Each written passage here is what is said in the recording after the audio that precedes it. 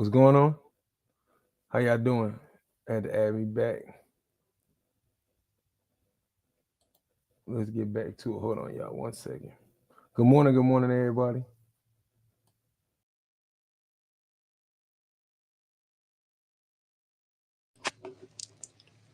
So how y'all doing today?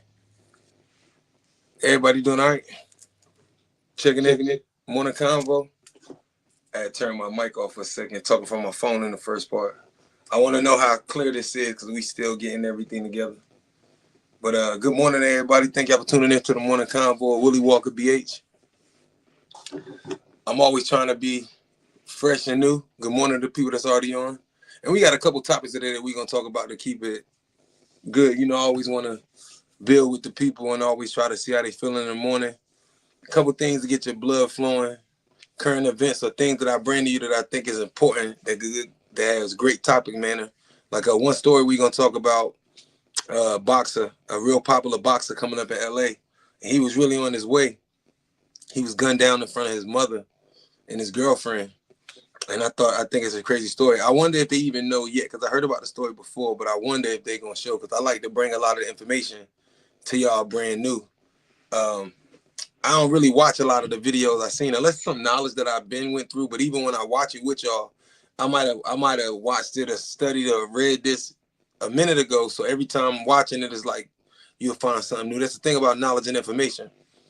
Whenever no matter how much you know a book or know something, every time you go back over the information, or anytime you watch it again, you'll start to pick up on things that you didn't pick up on. So it's kind of like a first time, and that's the beauty about knowledge and information. We had that topic. I also got, I found a thing about, it's like some ancient structures in Kansas. And I thought, I'll let y'all look at it. I'll let y'all make your mind up on that. And a couple brief comments on that. I got Dr. Ben, and we're going to spend, that's like, my history section of the day, where he talking about how with the mother goddess concept, compared to today, how they took it from us. And that's like one of my favorite sectors, Dr. Ben. And when we get there, it'll be dope. And, Saturdays, I'm going to make Saturdays and Sundays big days, because I know more people home or more people around. So I want to thank everybody for tapping in this morning. Good morning. If y'all rock with me, please share it on y'all feeds. Add them to group, Cheyenne. Please help me expand the following, because I was on Facebook, so I got it now to where they finally let me. I kind of disputed them. They let me back on Facebook. So for all my followers on Facebook who started with me, who brought this here, yo, good morning to all y'all. If you're on Instagram, if y'all right, I should be able to see everybody in the chat. And so I try to, I pay attention and reach out. And for those who sometimes they say they didn't get hit, or they don't know what's going on, or they didn't get the notification, I try my best to throughout the show. Y'all see me putting my hand down. Y'all see me on my tablet. What I'm really doing, I might be sending out notifications or sending it to YouTube or sending people to these sites to try to give everybody a chance to see it. But I told everybody I'm back. So a lot of people hit me like, bro, I'm glad you brought it back. But I'm back because I realized that it's a need for this. And it's not just about me. It's about sparking the conversations in the households. And the days we talk about relationships, sparking the conversations for friendships, music, business, and just realizing that I learned through the time that I speak for people who are like-minded, and sometimes people that we might not agree on everything, but we got similar morals and values, and that's okay. So I think that'd be dope. So I got Kansas Dr. Ben, and I got a crazy video that I just seen in the beginning as well, and it was about a guy that's saying he was basically into witchcraft as a black guy, and he break it down. And so we're going to start today.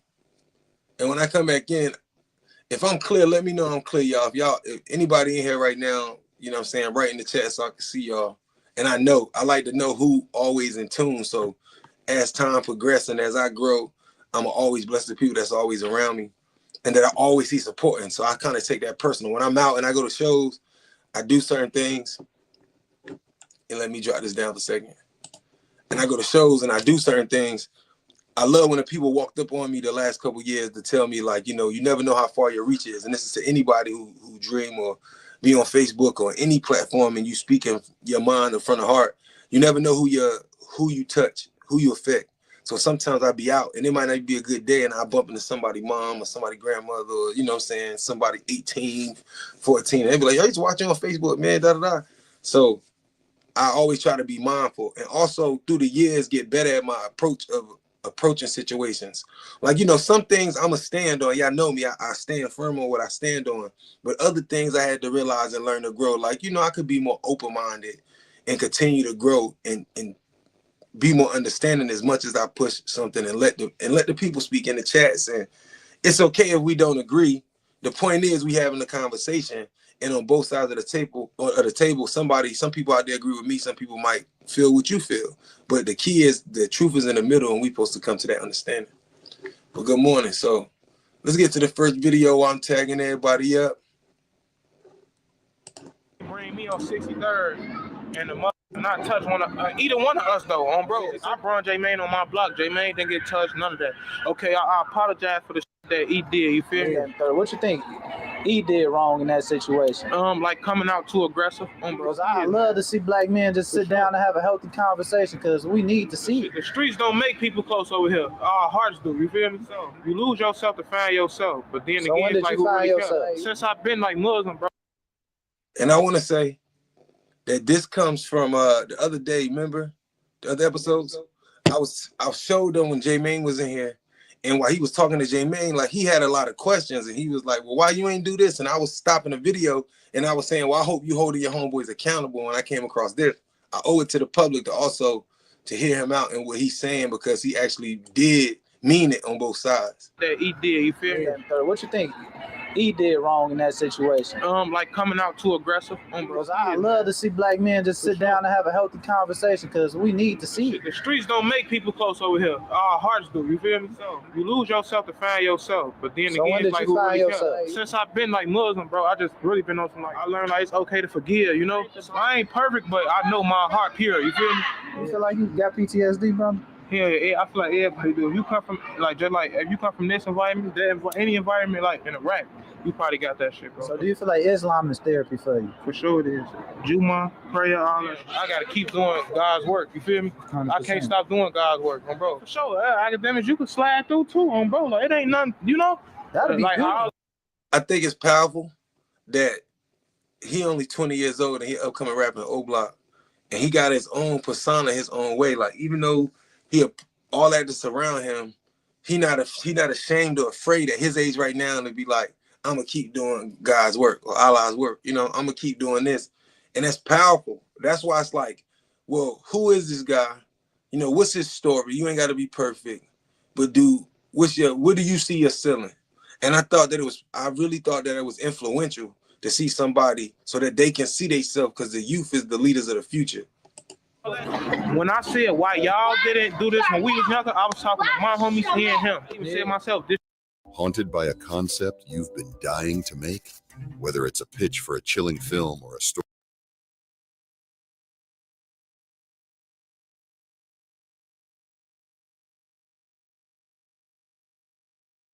Bro, for sure, academics you can slide through too, bro. Like it ain't nothing, you know. That'd be like good. All that. When I said why y'all didn't do this when we was younger, I was talking to my homies, he and him. I even said myself, this go both ways, bro. Like, yeah, so like I take full responsibility and accountability or whatever. You striving for something and trying to change some circumstances, you the hope to somebody. Yeah, he's too, right? No weapons on me. Allah with you though. For sure. She went out of the trenches, man. Young Will out of the trenches, man. Look, this is the eye of the trenches. Who I got with me, man? Yeah, you got the hope, man. You said the hope, man. The hope, man. For sure. So what we doing today, brother? We are here chilling in the hood right now, man. You know, the basics, man. The basics, you say? Sure. Why you say the basics, though? It's everyday shit. You know? For sure. So you know, shit. I want to get the Munna Ike store. Like, is it IKEE or Ike? It's either one. It's IKEE Munna IKEE. Because I done heard your own homie say it different. Like, so it be having me confused. It be different. You know, I just be wanting. You know, it's all the same though. You know, really the hope though. Your interview slot. Yeah. So where do it all start for you, bro? Like from the beginning, bro. Like take us all the way from the beginning. I'm talking about when you was a baby. Where do it start? shit, like it felt like just growing up. Like, Yeah. shit, I grew up right here, and bro, this is all I know my whole life. And, bro, You say this all you know? Yeah, 6452. Yeah, take us to it. Take us to it. I grew up right here in this building, 6452 1B. 6452 1B. Yeah, right there, 6452 1B. Okay, I'm gonna ask you this. Going back to your younger self right here in that building, what's something you would have told yourself to do differently, bro? Man, bro, it's a lot I would have told myself, bro. Like, as far as like shit that I know for sure, like that, like to now in this day, it would have helped me probably like choose like I don't even know, bro. Cause I feel like now myself, I feel like I mean, look at what's going on around him. See, like I'm from the city, like you know what I'm saying, coming up from like Jersey and Jersey City and the South Side. Like, look at the environment. So while he doing this interview, he in the middle of it. Sound like some girls arguing in the back, the kids back there, probably not listening. You know what I'm saying? Somebody see it's like 5, 6 kids in the streets. They don't give a fuck. They just beat the horn like, and get the fuck out of the way, right? That's the mindset of the city. That's how fast it's going. Like, they can see you with your 6 kids and this 7-year-old, 2 twins, a set of twins that's like 4. You know what I'm saying? The 12-year-old, they still beat the horn at you. Get the fuck out of the way. The environment. You know what I'm saying? And he asked him, like, what would you have done differently? And he like, man, I would have did a lot of stuff differently. To be only 20, we need to see IKEE Munna grow, allowed to live his life and get out that environment because he clearly has a brain and some people around him and a good head on his shoulders outside of what he going through or his environment that he in Chicago. For myself right now, like I'm mature, you know. I've always been mature my whole life though, like. But yeah, I feel like it ain't nothing bad really like about me. Stuff that I could say, like, you know, I ain't saying it in that way because you know, like everybody in life had bumps and bruises, right? Sure. Like and had obstacles that they could have not been in. You get what I'm saying? So like that's what I'm saying, bro. Oh yeah, I would have just told myself just stick to school, stick more to like I graduated. Oh, you so graduated? I can't even say that. Yeah, I graduated. Oh, yeah, what high school you at went to? I went to Phillips, then I had with the PLA. I heard a lot of people from the O went to Phillips, bro. Yeah, that seems like that's the O block high school. Yeah, that's the low end though. Like our neighborhood school, bro. Like that's school everybody from the neighborhood really went to. 100%. Yeah. So like, you know, we was supposed to do one of these, but I just said the time wasn't right for it yet. You know what I mean? Because like doing it with you, like we already got history of working before, you know? Yeah. But you know, I was trying to make sure people understood what I was doing was straight positive and not for clout, bro. So I just want to say I thank you for being willing to understand like why it took so long to get to you. You know what I mean? So, you know, it take time, you know? Everything take time, bro. So you know, like now you like I don't want to like say it as controversial either. Like you like the face of open. I like the message that they saying. Like he telling them, like, you know, I might not have got to you when you wanted me to, or in the time that might have been quicker, but I got to you. And you know, he like it's all good, everything in time with patience. And that's a lot of us with our goals and our dreams, and with everything that we want in life. Like a lot of us, we have to learn to be more in that mindset. Like, you know, it's not a lot of things that's for you. You're not gonna get it when you want it, but when it's your time, right? But when it's your time, have you been prepped or prepared for it? I always say. So I think it's good to always remember that for everybody listening and watching and tapping in, that regardless of whatever the case, you know, it's not when you want it, it's your time, and be patient for it and continue to grow. Block right now, the talk of the town, I should say. You know what I'm saying? For your generation, for sure. For sure. So what's something you want to tell your generation that's looking up to you right now? Like in this very moment? It's okay to be different. You ain't got to be the follower like out of everybody. You can be the leader out the group, you feel me? You ain't got to be no follower. It's okay to be different. Like, just be yourself, bro. Like, don't let nobody like talk you into not being yourself. You feel me? Like, just be yourself. Stand on all 10 by yourself. You know, have that mindset. Like, be mature. You know. Yeah. Don't look. Surround yourself around people that you like. Surround yourself around people that you know for sure like got a plan and got a mission or got a vision. You feel me? Yes, sir. So I'm gonna ask you this. You know. He said, surround yourself around people that you know got a mission or got a vision, right? And today, it's 2 types of the groups of that. You got people that's going to surround themselves around surround themselves around people who got a vision or got a mission, right? But on one side, some of these people gonna surround themselves around them because they want something like, okay, bro, popular, he got this look, I want that look, or all the men give her a lot of attention, so a girl gonna chill over there, or they might not really care for some of the people in that crew, but they it's certain things they like, the benefit of it. It benefits them in some form, being around you, the status, whatever the case, right? And then you got a group of people that's like the genuine ones that are like, you know what, I want to be around some people with some real direction, some real, you know, and they soak up the game and they learn, and then they trying to follow suit and say, you know what do I need to do in this vision to make it work? Like, all right, so you already built the shell, like, all right, boom, I can see myself in this. I can be the tires here, you know what I'm saying? I could be the engine, you know what I'm saying? This is real shit. So we got to all look at these things as what's important. So that's why I say I love IKEE Munna's mindset, because he's saying, you know, get around some people with a vision, a goal, and know what they trying to do, right? Everybody got to play their role. And the crazy part, nobody gets it no more now. When there's a dream or something, it's like, yo, you could have 8, 9 homeboys. We could all have our dream, but when I look at my homeboy, is it possible? Like, all right, can I help? What I do, does it max his world? Can I help without taking so much from myself trying to help? Because I got to go too, but you know what? I can help. You know what I mean? We could all do something. Or I could offer, I tell them, this is what I could do. Or we do that to each other. And then meanwhile, whoever, we all got dreams. Whoever got the best chance of making it faster and got the biggest upside. Nobody should start working on their personal, but we all work together. And then they push. When that person finally gets where they go, as they say, they're supposed to reach back and pick up somebody else who can reach back and pick up somebody else. Each person can do the same system that was done, which is a couple people around. But are we there mentally and psychologically? Right? It's a lot going on. We so distracted. So not to go too far off, is just saying, get around people who got a vision, right? And stop second guessing all these people with visions. Like, I don't care if it's your wife or your husband or your friends. They telling you they got a vision direction. Now, if it don't make sense, you ask them. Make them dot his I's and cross his T's. But just to be questioning because you can't see it or trust it, that's the issue. They say every man has to have a purpose in life. What you think your purpose is right now in life? Shit, I ain't gonna lie, like I got like a couple. So my purpose in life right now, like I've been writing out of shit. So really, like, if I like, all right, with the music shit, okay, that's one thing. But like, I feel like my purpose right now is really to just like be a voice for those who voiceless. You feel me?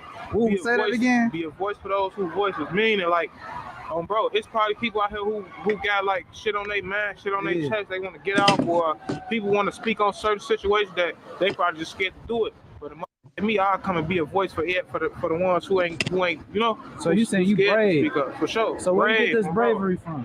Shit, just me. From my heart, like all of my life story, like all the trials, tribulations, triumphs, like all that shit. You say trials, tribulations, and triumphs. Bro, what's the main trial you had in life, bro? Shit, really like losing my friends at a young age, bro. Like seeing death too early. I feel like. So what age you had to deal with like real death that was close to home? Like it don't even got to be gun violence related. Bro, real death that was close to home. Probably when I was, like it go back to like 2012, 13, you feel me? Man, so you shit like that. You a dub, right? You 20, right? Yeah, I'm 20. I just turned 20. Dang, congratulations. So appreciate it, man, 2012. How old were you then? 2012, 2004, 2008. 2008 I was 4. 2018, what I was. This Mario. Yeah, I'm out here now, man. We out here now. I was 8, 2012. What, he at the church? Yeah, I think. I don't know. Oh, you at work? Oh, yeah. I bet the love, brother, love. 2012, I was 8. Or I was 7 turning 8, matter of fact. Bro, I think I was 7 turning 8. Dang, it's my birthday in the summer, bro. So I turned 8 in August, bro. But I was 7 turning 8. For sure. Dang. So at like 7 years old, 8 years old, you have to deal with loss. So like. Yeah, for sure. Like just like really just living over here. You feel me? Like people done died. Like you feel me? Like and I done been around. You feel me? Like. We'll guarantee to help. I think it's powerful to see that. And for us to really start to understand the condition and the mental condition of the kids in Chicago. And I bring it to the front for all of the young people or the people coming up that needed that inspiration to understand that it's okay to be your own self, no matter how bad or how toxic the environment is that you come from or that you're around. So you know, I hope that video could bring some comfort, because I wanted to touch on that just briefly because of what I showed in other episodes. So for those who go back and watch certain episodes, you'll see this. We will continue to keep our eyes on Chicago, because that's one of the ancient city, holy city, and we'll get there in time through the show and what we're doing. So next I want to get to, it's this popular boxer, like I was saying earlier. Let me share this content. So he was upcoming boxer in his town. And I seen the story like a month ago, like a glimpse of it, but at the time they didn't have a lot of things about the case. They just know what happened. And I'm trying to see, since it's been time, did they get any further? Do they know why it happened? Do they have any idea? But it's a crazy story, because he was a very good boxer, up and coming, a champ, and he was on his way to doing a big fight. And I wanted to bring the story to y'all. Let's see how y'all felt about it. And y'all let me know. You know, let me know how y'all truly feel. And just the story in general. And I would say it's because we getting chopped down. I've noticed that a lot of our stars, the rising stars in the last 10 years, they getting chopped down. They just getting chopped down so much. So it's just a sad day. And that's all I'm going to say about it. But we going to watch this and y'all tell me how y'all feel. Trusted, I mean, I write poems in these songs dedicated to you. Win. You're in the book for empathy, is blood in my pen. Better yet, your friends and them. I really want to know you off. I really want to show you off. Fuck that. Pour up plenty of champagne. Cold nights when you curse this. It's just senseless. It don't make sense to me.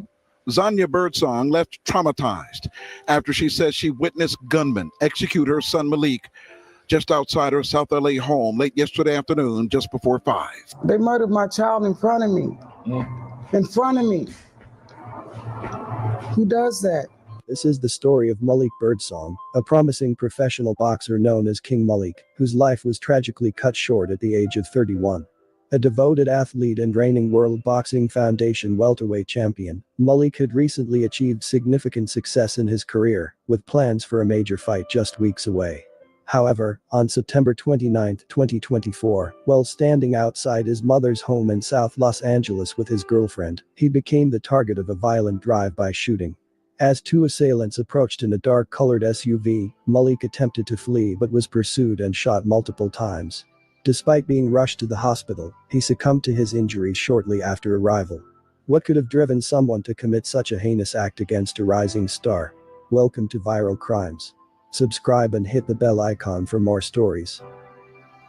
This story takes us to South Los Angeles, a region known for its vibrant culture and complex social dynamics.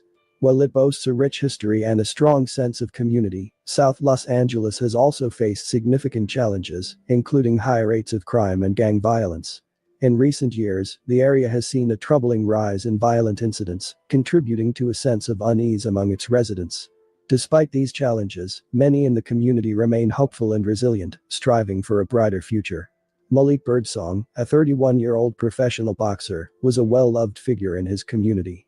Known as King Malik in the boxing world, he had a promising career with an impressive record of 15 wins, 1 loss, and 1 draw, earning him the title of World Boxing Foundation International Welterweight Champion. Born and raised in Los Angeles, Malik's life was rooted in the city. He started boxing as a teenager, and his passion for the sport helped him rise through the ranks, ultimately making him a role model for many aspiring athletes.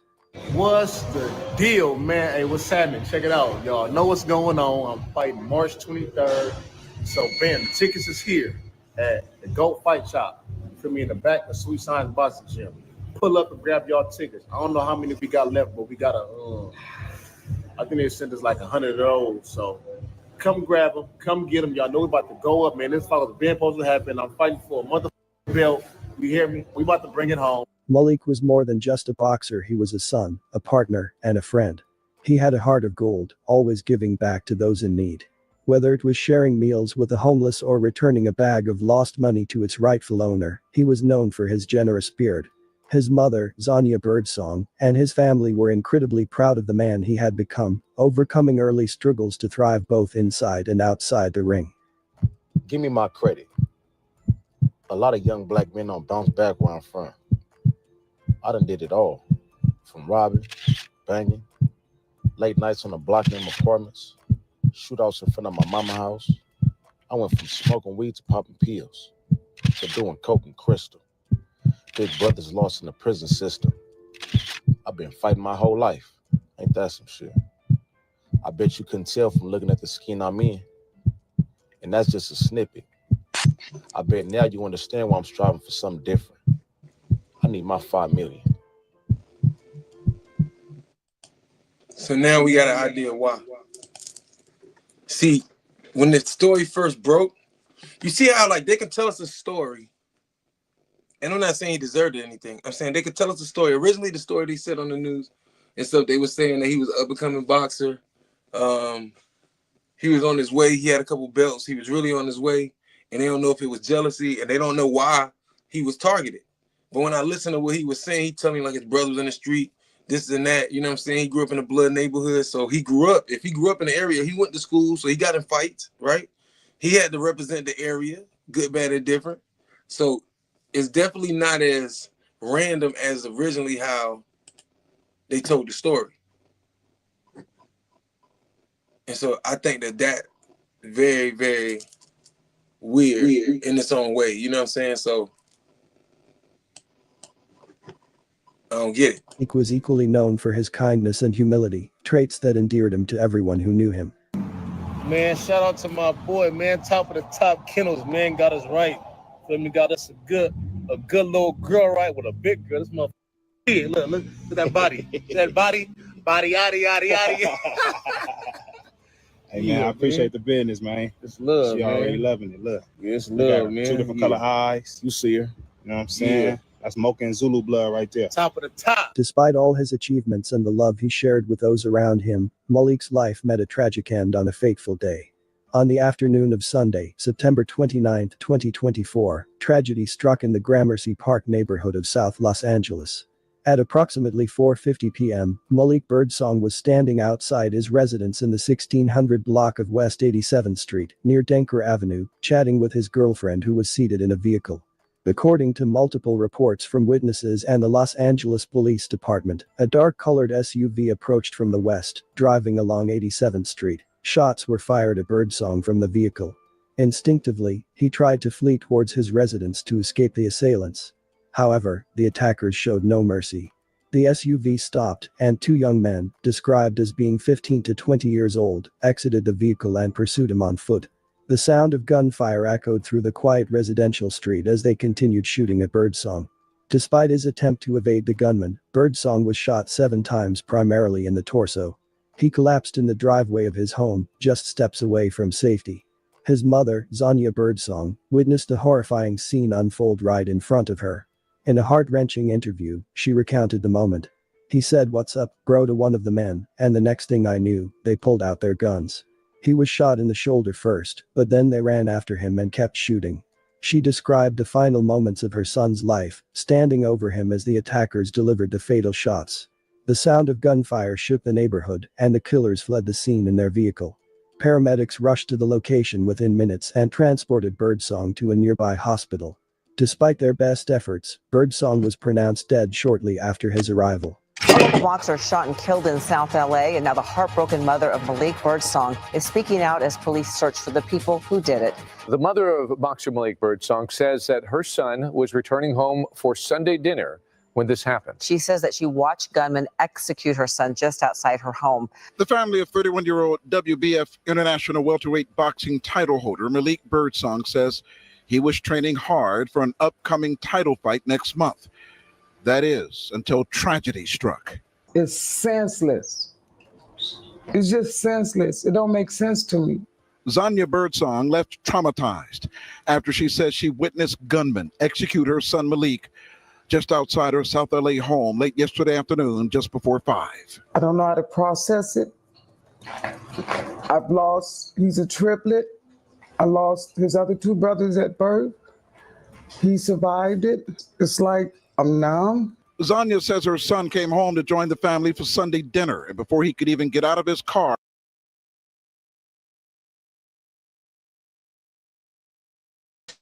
this reminds me a lot of Mama Duck. when I hear this, like when she just what she just said, she's saying she lost the triplets, she lost these kids, and now she lost him. It's the same story, even though we in LA and Chicago, with all of these black mother in these impoverished areas that's in these areas that's full of gangs and full of the shit that's in our neighborhoods, right? We don't realize it because as teenagers, young men, we getting down, but it's really like, think about all the areas that's just watching like thousands of kids of every generation just being wiped out. And mothers watching their sons from their oldest son to their baby, and they done had 7 kids, and they done had 5 boys, and they ain't got a boy on earth. Right? It make them not even probably want to have boys because they know they're gonna get caught up in this. But the fact that she's saying she done lost all of these kids. So as much as we can judge, like I heard Charleston White said, like Mama Duck failed to get us kids out, but what if they can't get out of the hood? Right? What if they ain't got nowhere to go, no family that? What if everybody they know and they family grew up right there? Now, definitely you could push your children. Sometimes as parents and adults, especially in today's time, we fail to push our kids to do certain things. We fail to really be on them because we might not have liked it. But those are the things that's necessary in order. And Shahrazad said she come from the system that worked, right? Even though a lot of people didn't like the system. But when we sitting back and it's like, how do you stop all of these mothers from losing all these sons? It's really sad when I heard her say that. Our gunmen drove up and started firing at him. She says her son exited his vehicle and took off running, and the gunman followed close behind him, shooting. She says her son fell to the ground on the side of her home. The gunman stood over him and executed him. With her eyes closed, Zonia speaks to her precious boy. I love you. I just love my baby. I love my baby. They murdered my child in front of me. In front of me. Who does that? Police say 2 gunmen shot and killed Malik and took off in a getaway car. Police searching for the shooters and a motive. Malik's family says he was not a gang member or a troublemaker. They say his passion was boxing and helping the less fortunate. We'll pass on food and ask.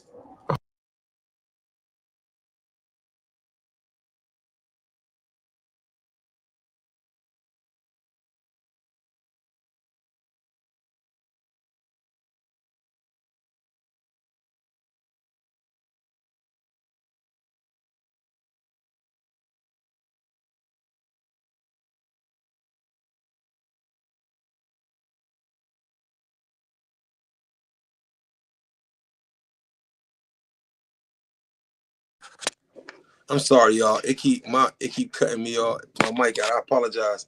I'm saying that they said he didn't have, that he wasn't a gang member was the clip that they just showed. But if we seen the pictures earlier, that's not exactly what was said, right? If we seen the pictures earlier, it said that his brother, it showed his brother in red, it showed his father in them, right? And if you grow up in the area, then you're associated with these people. That's how people gonna see it. You know what I'm saying? In any community, just like FBG Duck. His mama said he wasn't a gang member, he had a criminal record, but everybody in the streets knew that he was affiliated, whether if mom understand that or not, right? And I'm not saying they don't, but just in the aspect of that. So if you seen his father, right? You seen his brother, she said she lost triplets, she lost these people. So she grew up in the area, so he's still a victim to the area. And when people see him, when opposite gangs see them or see him, they know he popular, he on the rise. But she said his mama said when the car pulled up, he was like, "What's up?" And then the first person shot him in the shoulder or something. So the question is, did he know him? Or was he just saying like, "What's up?" Because he felt like something was suspicious. That's the question. Homeless people, the less fortunate, what size you wear, are you hungry? And then he would sit with them and talk with them and ask them what happened. As for the gunman who murdered her son, I don't wish death on nobody, not even the ones who murdered him. I don't have it in my heart to wish death on nobody. That's not me. Birdsong's death has left his family, friends, and the boxing community devastated. His stepfather, Victor Taylor, struggled to contain his grief as he described the impact of losing his son. "They assassinated him in front of me. Babies killed my baby." Birdsong's family painted a portrait of a remarkable man, one who, against all odds, survived a high-risk pregnancy to become a champion boxer. Birdsong was born a triplet, but he was the only one of the 3 babies who survived infancy. His mother was advised to abort him due to complications, but she refused, and Birdsong grew up to beat the odds in the boxing world and life. Family and friends remembered him as a kind-hearted man who, outside of the ring, was always willing to help those in need. His aunt, Ramona McCardell, shared stories of how he would give away his shoes to homeless. So I get it. So it's that he was supposed to be triplets and the other 2 babies didn't make it. Not that they passed in the streets, right? But you can see that, I think his dad or you in that area. We all know if you come from them areas, how it is, right? In your community. So it's just sad because he was focused on boxing, but we heard him say early on, that was him rapping and saying like, yo, if you know what I've been through, you know what I'm saying? Robberies, licks, da-da-da, he put in work. People, or bring food for Thanksgiving to those less fortunate. On the day of the shooting, Birdsong had just returned from dropping off food for his family before he was killed. His boxing coach, Grant Diaz, echoed similar sentiments, describing Birdsong as a role model, a good kid, respectful, and disciplined. Birdsong's rise in the boxing world had been nothing short of remarkable. Since his professional debut in 2017, Birdsong had built an impressive record of 15 wins, 1 loss and 1 draw with 10 knockouts. Just 6 months before his death, in March 2024, Birdsong won the vacant WBF International Welterweight Championship after a unanimous 8-round decision victory against Jerry Bradford. He was scheduled to fight Gor Yuritsian, an Armenian fighter, on October 26, 2024, in a highly anticipated Hollywood Fight Nights event. Birdsong's death also brought attention to some darker aspects of his past. In 2010, Kamala Harris, then Attorney General of California, filed a lawsuit against Birdsong for allegedly being an accessory to a robbery. Despite these legal troubles from years ago, Birdsong had turned. Yo, ain't this crazy? So Kamala Harris had filed a lawsuit on him because of like people he had with him for a robbery. His life around, focusing on his boxing career and charity work. The investigation into his murder is ongoing. The LAPD has yet to release any descriptions of the suspects or their vehicle, leaving the motive for the shooting unclear. However, reports surfaced in the days following Birdsong's death that authorities suspected the attack might be related to gang activity. Although Birdsong had made a name for himself as a boxer, police have suggested that he may have had ties to the Black P. Stone Gang, a prominent street gang in Los Angeles. However, no concrete evidence has been provided to confirm these suspicions. As of now, no arrests have been made, and detectives are urging anyone with information about the shooting to come forward. The family. I just think it's a sad story, but it's motive right there. They'll tell you on the news they don't know why, but they'll tell you why if you're paying attention. They basically gave you an idea, or they at least planting the seed in your mind to say, okay, well, Kamala Harris found a lawsuit against him because some things happened probably at an event when he was out boxing and shaking people around him and somebody got killed or hurt. And you don't think people, if it happened out there in LA, or you don't think that they got family or friends or the gang that person come from? So it's a lot of, that's why they ain't releasing no names. Because we noticing today, they be quiet for a couple months or a year or so and let things play out, let people get online, run their mouth, claim the body, and then they go right after, because that's the culture today. They ain't got to do no work to sit back and watch the internet. And everything will be handed to you. Up next, we got dude, he explained how he became a warlock and exposed to witchcraft. We're going to get straight into this. Let's see where this goes. To a pot and made me sick. So after it made me sick. So after a couple months later, I lost my kidney.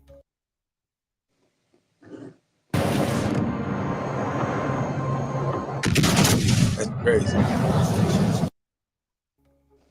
You ever heard of Beyonce? Of course, yeah. You know Beyonce, right? Yeah. So Beyonce worships Ifa. Ifa is Achun from the Orishas. That's who I had. I had Achun, which is the goddess of the ocean, of the lake, excuse me, the goddess of the lake. And they would use the music of the African beats as samples into their music to conjugate people to like their music.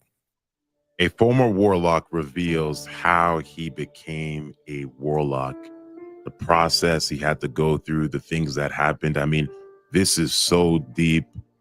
It's unbelievable, honestly, but it's just shows us how life is truly spiritual. This is something you have to listen to. Like, this stuff is so real. We cannot deny the supernatural any longer. All right, take a listen to this. As I was growing up in the streets, I got introduced with 21 Divisions. 21 Divisions is starting off with Dominican Voodoo. I went into a gathering, like a house. And then when I walked into the house, I thought it was just a regular, like, you know, gathering, partying and stuff like that. And when I went into there, they were doing spiritual sacrifices, rituals, and stuff like that. They all started with a gathering in a circle, doing prayers, trying to bring the spirits up. And I was intrigued. I was like, wow, this is like so dope. Like, I never saw this in my life. And you could see, you know, spirits going into people and they will start manifesting. And if you don't know what manifestation means, is when a spirit comes inside of you and it starts becoming that person. The spirit becomes them and they start doing rituals, smoking cigars, drinking, talking about your life and who you are in life. And there was one spirit that came towards me, and he says, "You don't know who you are." He says, "You're very powerful and we could use you." And I said, like, I was intrigued by that. I was like, yeah, like I want that power. I want that fame. I want the money. I want the riches, because I just came from getting released from baseball and I lost everything. I pretty much lost everything. So I wanted the fame. I wanted the money. I wanted the lights. So they said, okay, we're going to start doing these rituals with you. You start getting baptized, start doing the perfumes. So when they started doing the perfumes and stuff like that, the spirit started coming inside me. And as the spirit started coming inside me, I started getting this anger, this rage, and I became somebody that I wasn't. Listen, when he's talking about the perfume, I remember when my uncle was giving his testimony when he used to be a warlock. He would say that in order for him to invoke a genie spirit, you know, he would have to drink many bottles of perfume. And when he would drink the bottles of perfume, it would invoke a genie spirit, right? Now, if you go get a random perfume bottle, you drink it, that doesn't mean you're going to get a genie spirit. But there was a certain ritual that he was told to do by a witch doctor in order to receive the ability to fortune tell, divination, right? And that genie spirit entered him when he drank those bottles of perfume. This wasn't at all. When I was growing up, I was raised by my mother. I was raised by my sister. I became this angry man that started selling drugs, that started gang banging, because I wasn't gang banging yet. I started gang banging as I got older, because a lot of people that would come to these meetings were rappers, drug dealers, and people who want the same power. And I didn't know that, because they made it seem like it was God, because they also believed in Jesus. They also believed in other things. Did you hear what he said? He said, see, most of the people who was there, they were rappers, drug dealers. We talking about, technically telling you, the famous people, because they all wanted the same thing, the fame. This is why the game is so. We over here looking at Diddy and we like, bro, that stuff, he did this and that. We mad at Diddy for all the shit he did. We up there, we all in up like, oh, bro, nasty, da-da-da. Like, yeah, he a freak. He a freak. But all of the people you love that's famous, they was standing, they knew what was going on and never said a word. Just being real. But they all wanted the same thing. They all wanted power. Don't let people confuse you. Don't let nobody confuse you about that. They all wanted power. So he's saying while he was there, you know, basically he said they say it's God, but they know. And we'll go back a little bit just so y'all can hear what he's saying. Like, I really. and people who want the same power. And I didn't know that because they made it seem like it was God, because they also believed in Jesus. They also believed in other things. And I didn't read the Bible. I didn't know. I didn't know the difference. The Bible says that we should not be worshiping idols. I didn't know that at that time because I was so lazy not wanting to read the Bible. So I was so intrigued. I was like, yo, I just want that power, like that same power that you have, how I can just walk on fire, how I could just speak to people's lives. And I want to help people, but I don't know how to do it. So they started teaching me how to read cards. They started teaching me how to do spiritual baths and baptism and stuff like that. And I became this warlock. Throughout this whole thing, I became this warlock. But before I became this warlock, I started being disobedient. I don't know if you know what disobedient is, but disobedient is basically like I was doing my own thing. I wasn't following orders, you know, the same thing as gangbanging, the same thing as you were in prison. You have to follow order of a leader or anything. And I didn't want to follow their order. I wanted to do my own thing. So what they did was they put a curse on me. They put a picture of me into a pot and made me sick. So after a couple months later, I lost my kidney. I lost my kidney. Never. I don't have diabetes in my life, in my family's life. I don't have none of that. Heart disease, yeah, but I didn't have no heart problems. The only thing that they found was I lost high blood pressure. I had a lot of high blood pressure, and I was going to work, and when I went to work, I was getting these bad headaches, and I was telling my foreman at that time, I was doing scaffolding. It's like, I got a lot of headaches. I'm about to go to the hospital. He said, all right, go to the hospital and tell me like what's going on. So when I went to the hospital, they found out my blood pressure was over 200. And when I went there, they were like, you know, they did my blood work and they were like, you know, you lost your kidneys. I was like, how? Like, I'm fine. I'm healthy. Like, how's this happening to me? You know, like I was one, I didn't understand about kidney disease. And I want to encourage people like right now, like take a yearly checkup of your body. Please check your body yearly to see what's going on with you. Because I didn't know what kidney disease was. And I thought I was going to be fine. Okay, I got kidney disease. Am I going to go home now? Like, no. You have to do a emergency surgery to get a catheter so that we could do dialysis and take out all the toxins out of your blood and all the fluid that's inside of you. And all of this happened because they took his picture and put it in a pot and performed rituals. Like, we see the spirit of infirmity in Luke chapter 13, verse 10 through 11. Now he was teaching in one of the synagogues on the Sabbath, and behold, there was a woman who had a spirit of infirmity for 18 years, an evil spirit. We see in the book of Job, chapter 2, verse 7, so Satan went out from the presence of the Lord and struck Job with painful boils from the sole of his foot, the crown of his head. So I'm telling you, the kingdom of darkness does not play fair. When you go against them, when you don't follow the rules, if you don't fulfill their assignments, what they want you to do, they'll strike you with sickness and disease. Clean it up, and then you could there's no loyalty in the kingdom of darkness. Be much better. So I was in the hospital, and as I was in the hospital, I was there. They did the surgery, they did the catheter. I ended up going into the dialysis center that they have in the hospital, in Jamaica Hospital in Queens. And I had to be there for 4 hours in the machine. Within that 4 hours, my blood pressure dropped from 200 all the way down to 64. And when it went down to 64, I caught a cardiac arrest and I died. I went black. They had to re-rise me back to life. And after they re-rised me back to life, everybody in my family started crying. They were telling me, you know, you passed away, you died. And I didn't understand at that time. Like, are you serious that I died? This is a spirit of death. This is literally a spirit of death. Like, I didn't know about that.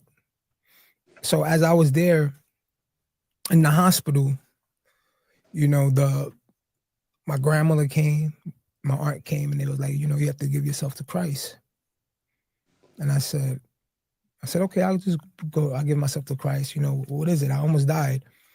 So we did the prayers and all that. And I was in the hospital for a whole month because I didn't have insurance at the time. So within that time, that whole month that I didn't have insurance, I was just there sitting in the hospital, constantly getting dialysis, 4 hours, 3 times a week, 3 days a week, 3 days out of the week. And finally, I got a chance to get out the hospital. And nobody from that I was going into witchcraft, and none of them came to visit me, none of them to check on me or ask me if I was okay, which that was weird to me. That was real weird to me. So I end up, you know, getting out the hospital, going to this church. And I want to talk about this. Like, spiritual warfare is real. Demons are real. I went to this church. I went to go visit my grandmother's church. And when I went to my grandmother's church, I saw a witch there, which I knew because I was a warlock. So there was a witch there. She's not supposed to be there. She's going to a church. So when we went to the church, I saw her. We locked eyes, and we said hi to each other. And as the service was going on, you know, certain churches, if you go to a Pentecostal church, I don't know if you know about Pentecostal churches, but certain Pentecostal churches, you know, they dance and they screaming hallelujah, they're going crazy. But this Pacific day, this woman was there, I was there. She started manifesting into this demon, and she started speaking in demonic tongues. And then everybody around her started manifesting in a bad way. Like, nobody didn't understand this. Like, no churches knew about this. And everybody around, they thinking this is God, and it's not God. And that woman is having everybody else turn into demons. And then me, I'm watching this. I'm thinking this is cool. I was blind at the time. Like, I didn't know, like, this wasn't a good thing. I thought this was good. This is why the Bible says, do not believe every spirit, but test every spirit. Even though people may say Jesus, they say God, they may say this, it doesn't mean the Spirit of God is an operation. It does not mean it is. So I started seeing people manifest, and I started tapping my cane because I was a warlock. And I'll tap my cane, and I'll have other people manifesting around. The pastor starts seeing in this, he says, this is not good. So he shut down the worship. He shut it down. He stopped it. When I saw that, I looked at it, I was like, oh, okay, this is not for me. This is not for me at all. So I went back into the lifestyle of being a warlock, but I left 21 divisions. I ended up doing Orishas. Orishas is, you ever heard of Beyonce? Of course, yeah. You know Beyonce, right? Yeah. So Beyonce worships Ifa. Ifa is Achun from the Orishas. That's who I had. I had Achun, which is the goddess of the ocean, of the lake, excuse me, the goddess of the lake. And there's another woman called Yemaya. She's the goddess of the ocean. So I transitioned from 21 divisions is Dominican voodoo, into African voodoo. It has African, Cuban, and Haitian voodoo. And when I went there, that's when it got real. That's when I started dealing with big time drug dealers, big time artists. I'm not gonna say who are they, but they were big time artists that were paying. They were paying the high priest that I was going under, paying him so that they can get fame.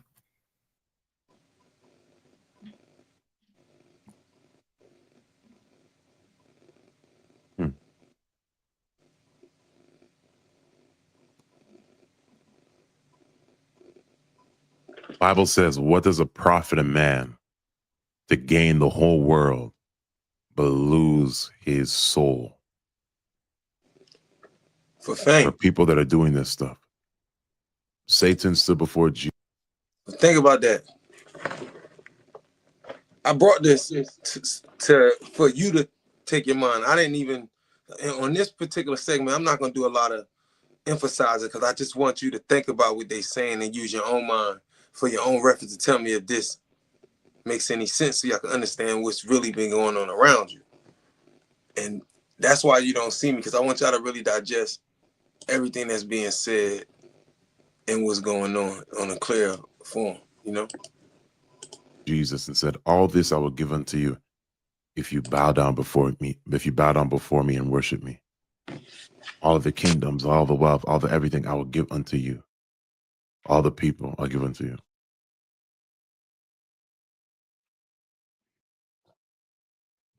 Stuff is so real.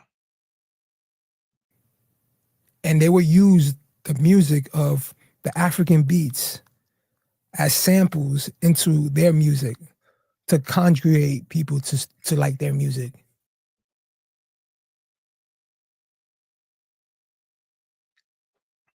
Listen, I'm African. I'm gonna tell you this. A lot of the music and some of the dances you see in America, they be taking it from Africa. A lot of it, they just taking it from Africa. Right? It's just, a lot of it be demonic. A lot of African spirituality, a lot of beats that are dedicated to water spirits and the spirits in the land, spirits in the forest, spirits in the air, and they're dancing and whatnot, and they're conjuring up spirits, and they're taking those beats and those samples and they're putting it in the music, the popular music in North America, and y'all listening to it, getting demons, being all of a sudden you feel influenced to want to smoke weed, get high, drunk, fornicate, do something lustful, kill someone, all this stuff. It's bugged out, but it's true. And then the drug dealers, they would pay off the high priest to protect them from the cops, protect them from the ops and stuff like that.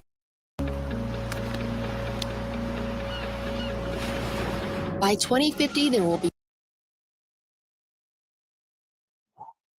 Now it makes sense why so many drug dealers and whatnot, they go unnoticed and they're successful and they make multi-millions and whatnot. They understand spirituality.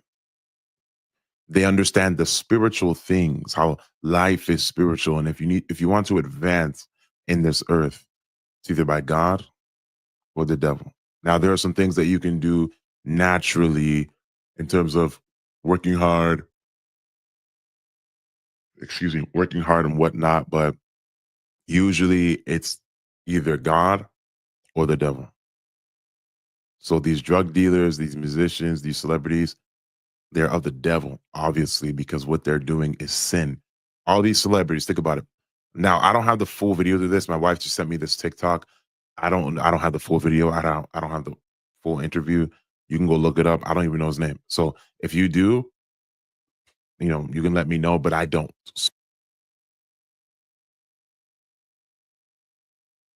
So don't get upset in the comments.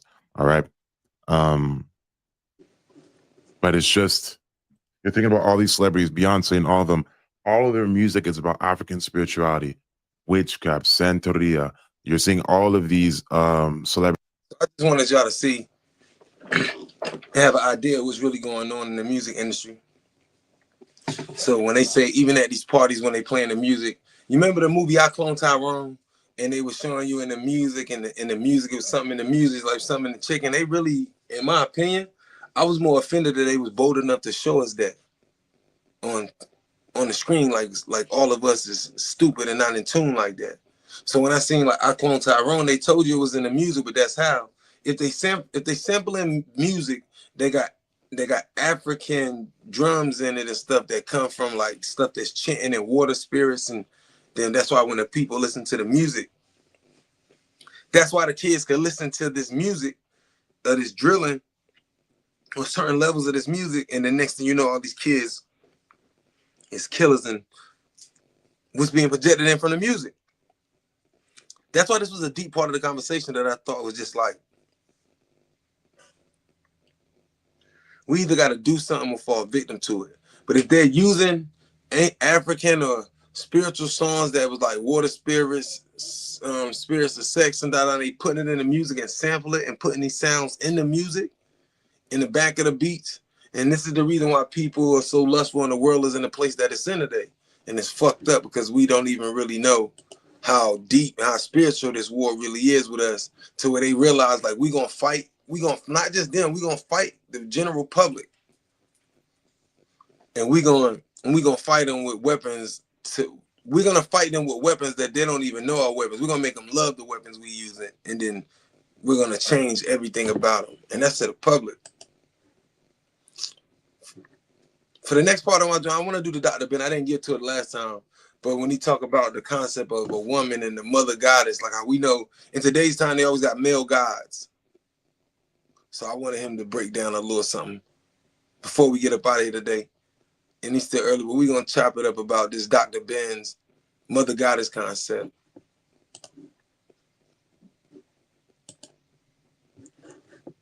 I will continue, since I don't think that there's anyone that crazy to get up and say that they know of anything other than the woman who have given birth to man and earth. Since we don't know of man anywhere else, then my position would be rational. You see, most of us have not had much of reading with respect to women other than in our slavery, in our colonialism, I should say, and which continues. We're the best dressed up slaves I've ever seen. All of us consider ourselves not slaves, and we will argue the point. Then I said, since we're not slaves, let's act like it. And I don't think that you're willing to act like it, because you can't act like it, or the United States will show you by virtue of pulling out her armed forces. And I don't think that most of us, I wouldn't say all of us, most of us, I don't think would be ready for physical combat against the United States. We don't even plan it. We don't even think of it. It is a remote a concept in our mind that we will have to ever one day stand up against the United States. You ask, why don't we ever challenge the system other than talking it? Because we're not ready for it. And that's why I listen to many statements, and I listen and listen again and continue to listen, because nothing is going to happen. As I said, I don't go to marches. I don't go to marches in front of embassies. I don't go to marches any of those places, because when I go to a march of that nature, I don't expect returning to my home. I don't expect anything, because if I ever find myself there, I find myself with the equipment to get me to where I expect to go to the end. So I don't attend. And then many of my friends don't understand why, but I guess I explain it enough in my meetings with them. They just not paying any attention to me and figure, what, he's joking. And so the question of the female of the goddess, you will notice that the man who write these things down and who have written them in the past and control writing them now and will seem to be doing it in the future, establish in what is called the sacred and most holy documents that which he controls. The attitude that went through this whole thing is the one that I constantly question certain, or I say most women, is how can they agree and stand it for all these years?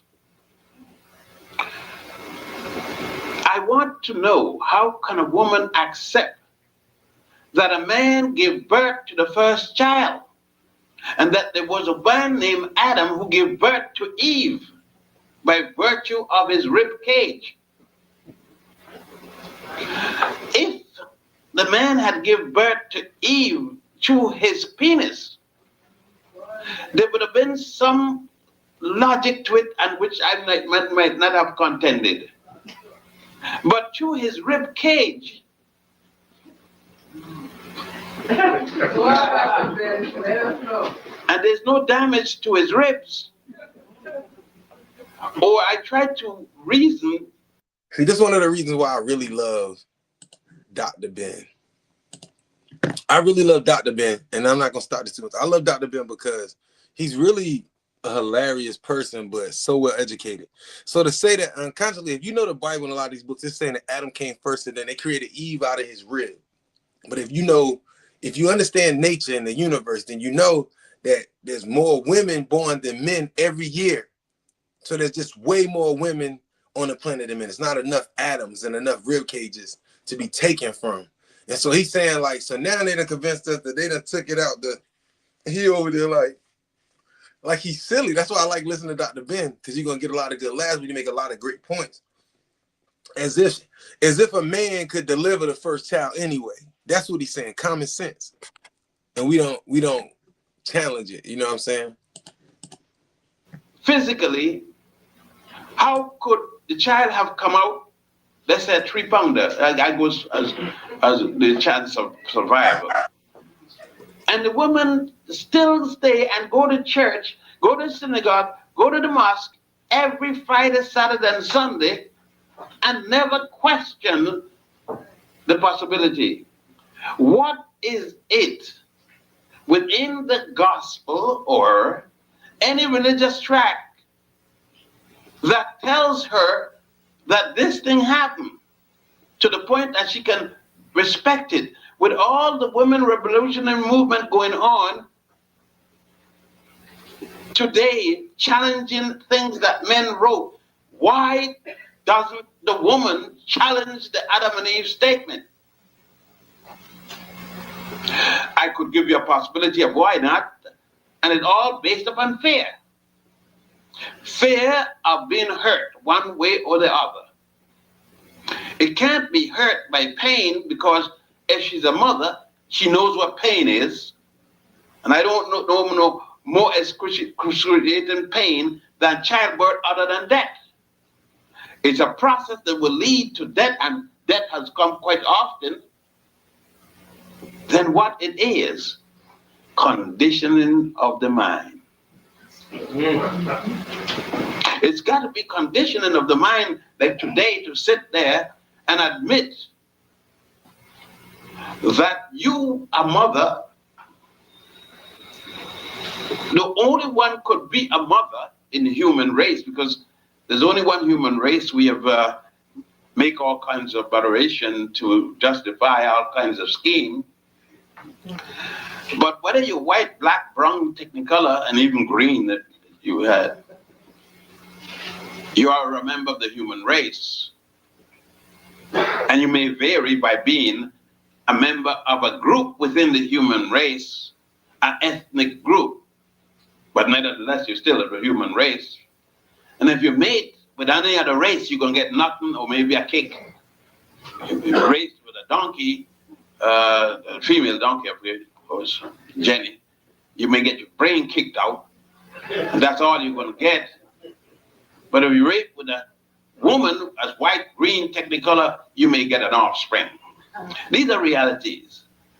The ethnicity and so forth has been based upon the Europeans telling us in some school and get mad, and we must answer to sort of in the brainwashing. First he brainwashed himself. But in the process, I would recognize the ethnicity of people of being germane, because since I can't go outside and create a system that will recognize the ethnicity as being just that, it becomes another race in the system in which I live. And I'm forced to follow this, and I'm not young as I used to be in my teen to challenge the United States against with military forces, because I understand that when you say with your group in consultation, we are going to do this, so many within that group may say, yes, I'm not ready to do it. And that, among the people within the group, may cause the group itself to be damaged beyond capacity to repair their mind from past experience. So when we're talking about God, I think, and the goddess, and since in Egypt there is no God without a goddess and no goddess without a god, all of them have the opposite. But the argument continues up to now as to who was the first, like the chicken and the egg situation, and I've never seen an egg lay a chicken. I've always seen a chicken lay an egg, so I know who come first. Now, you may not agree with it. Go on with your argument. I don't have time to waste. Thus, it is the rationale for my conclusion is based upon human living and experience. I know that is not too popular around the young, and I don't know who's young. Yeah, I agree with Dr. Ben in that. When we talk about the most intellectual conversation on planet Earth is the chicken or the egg. And like he said, I had this conversation. Not only that, but the chicken and the egg are both females. So we're still dealing with two females. And I'm at the point too, where it's like, I don't have time for the debate. We're going to move forward, you know what I'm saying? Another time. And that's exactly how I look at it. Because I'm younger than the man 77. I'm 76. So I could say I'm the young. And he's the old, because it would be a fact. Then somebody else would just say, I'm younger than you too. I'm 72, and so on and so on. But what we need within the system we're living in is the recognition of reality. And we cannot have this reality unless the men among us are willing to deal with a truth of reality. We see constantly, even though we come forward as fathers and we brag to each other as such, we must accept, however, that as fathers we have not given birth to anything. As fathers, we are not that unless a woman tells us we are the father. And she can say to us, you are the father, and take it away by saying you are not the father. Just add not with are. And you have that if you get 6 or 7 marriage license, she wakes up in the bed in the morning and says, I'm pregnant.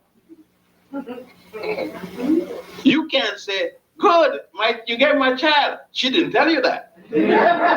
She said she was pregnant. She must add some other words for you to know you are a father. Because she can take them back in any minute and the law will back up. He is my husband, he's not the father of my child. You know, that's super crazy, but it's so true. She said, if you paid attention to what he said, she woke up and said, I'm pregnant. When a woman says, I'm pregnant, she ain't say we pregnant. Some women do. That's when you know you got one. But say, I'm pregnant, right? It didn't mean that she said, I'm pregnant, right? She could say that up to the day she gave birth to the child, and 30 years after, 70 years after, you're not the father of my child. What are you going to do about it? Insist that you're the father? People look like a damn fool. The one say you're not the father of the child. That's why I keep in with my wife. I always keep with my wife and say, darling, I'm still the father of the child.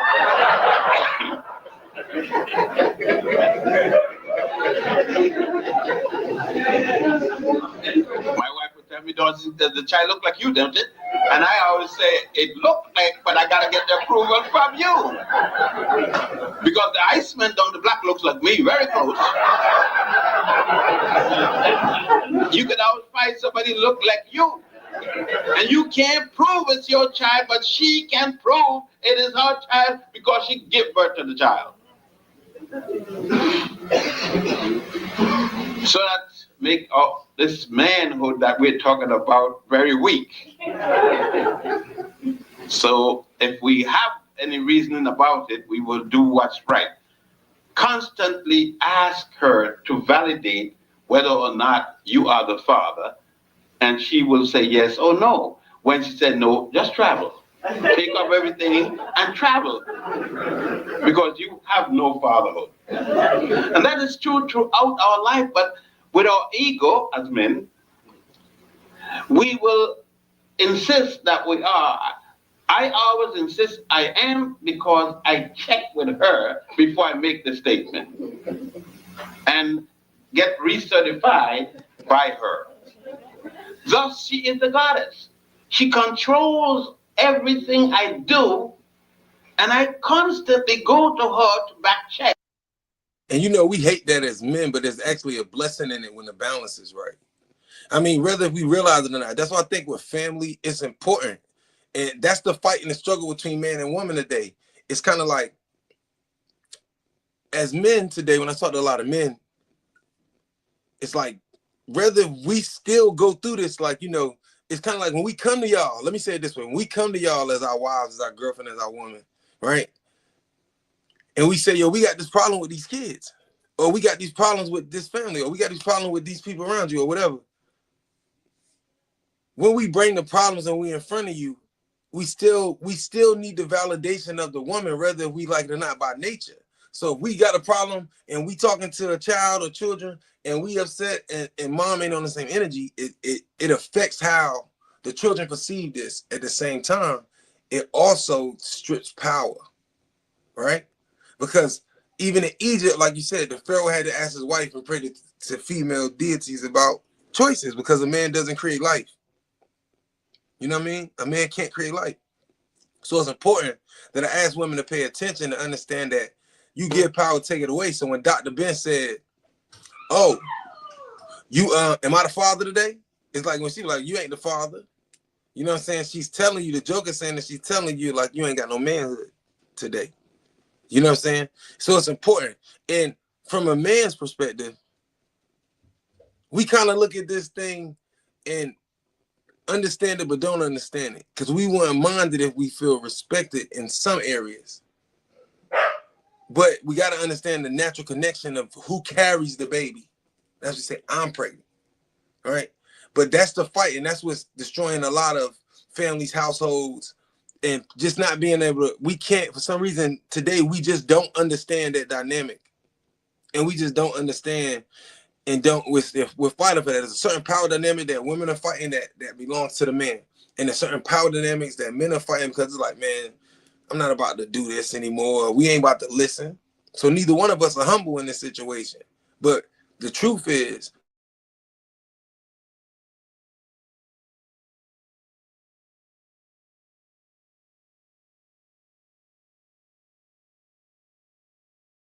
and find out if she is still saying, I am the father. That's only time I said, I am the father.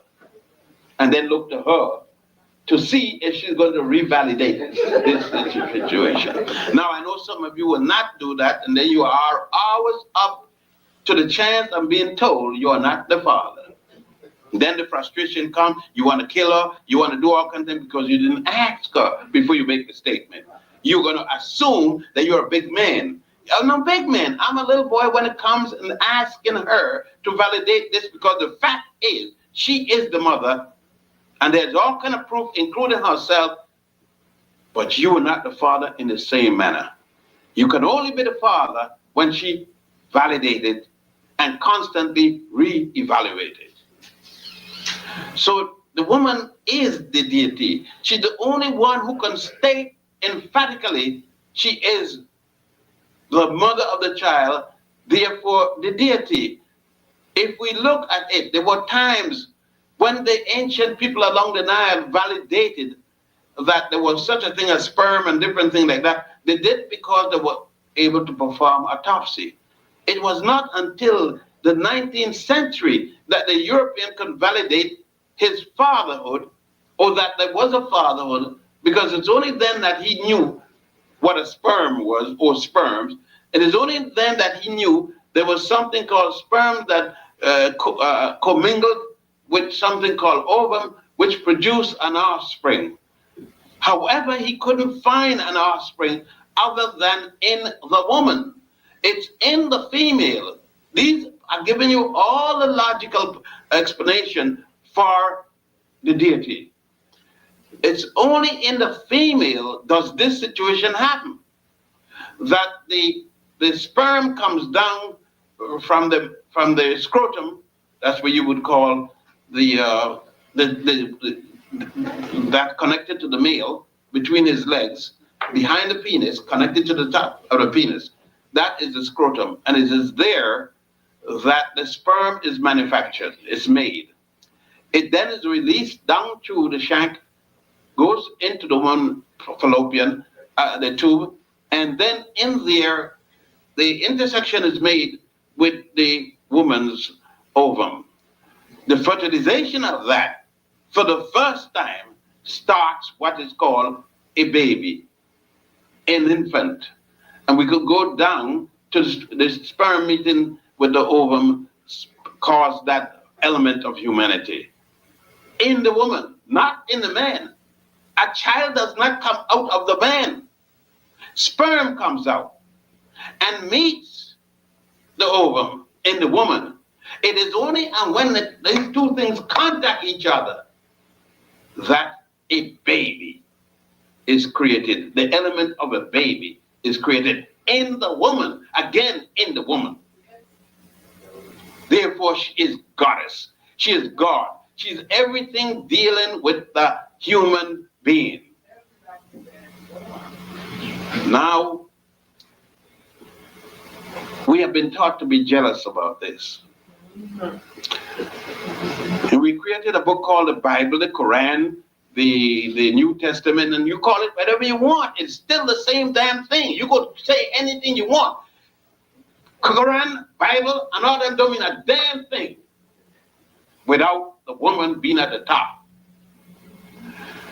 Fear, jealousy, all kinds of these things come in our mind as men because we've been taught that. And we've taught to suppress the woman. We've been taught to show her that we got power, and some of us even get killed showing her by slapping her, kicking her, beating her up, and then here comes the butcher knife in our chest. Shock kills us.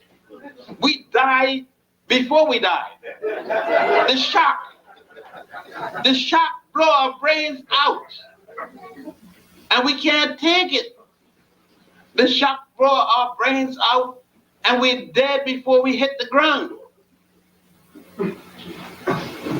Yet, the question is, how do we change this? If, in fact, it is to the opposite, how do we present the evidence to show the contrary? There is no evidence to show. Unless you know, please speak up. I will give you the time to come here and explain it. And if it isn't any other way, how do we change to give the recognition and have a different life? I think that in religion, this is the problem. In religion, the problem is we say we believe, and that means the truth.